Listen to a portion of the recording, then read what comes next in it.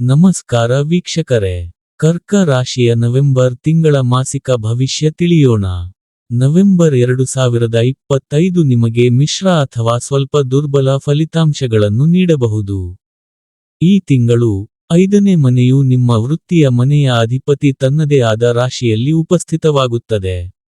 ಆದ್ದರಿಂದ ನಿಮ್ಮ ವೃತ್ತಿಜೀವನದ ಮೇಲೆ ಯಾವುದೇ ಋಣಾತ್ಮಕ ಪರಿಣಾಮಗಳಿಲ್ಲ, ಆದರೆ ಮಂಗಳದಿಂದ ಯಾವುದೇ ಪ್ರಮುಖ ನೇರ ಸಹಾಯದ ಸ್ಪಷ್ಟ ಸೂಚನೆಯೂ ಇರುವುದಿಲ್ಲ.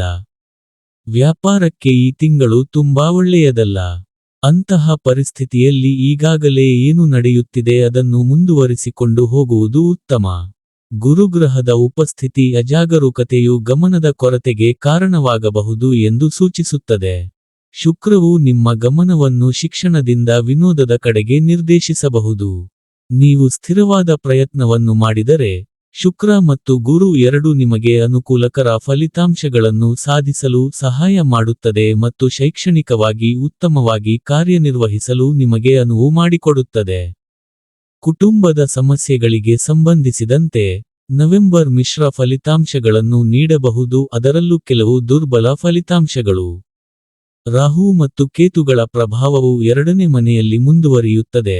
ಇದು ಕುಟುಂಬ ಸದಸ್ಯರಲ್ಲಿ ಉದ್ವಿಗ್ನತೆಯನ್ನು ಉಂಟುಮಾಡಬಹುದು. ನವೆಂಬರ್ನಲ್ಲಿ ನಿಮ್ಮ ಪ್ರೀತಿಯ ಜೀವನದ ವಿಷಯದಲ್ಲಿ, ನೀವು ಮತ್ತು ನಿಮ್ಮ ಸಂಗಾತಿ ಈ ತಿಂಗಳು ಸಣ್ಣ ಭಿನ್ನಾಭಿಪ್ರಾಯಗಳು ಅಥವಾ ವಾದಗಳನ್ನು ಹೊಂದಿರಬಹುದು.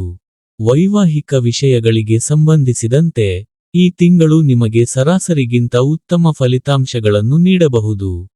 7ನೇ ಮನೆಯ ಅಧಿಪತಿ ಶನಿಯು ಅನುಕೂಲಕರ ಸ್ಥಾನದಲ್ಲಿಲ್ಲದಿದ್ದರೂ, ಗುರುವಿನ ಉತ್ತಮ ಪ್ರಭಾವವು ವೈವಾಹಿಕ ಸಾಮರಸ್ಯವನ್ನು ಕಾಪಾಡಿಕೊಳ್ಳಲು ಸಹಾಯ ಮಾಡುತ್ತದೆ.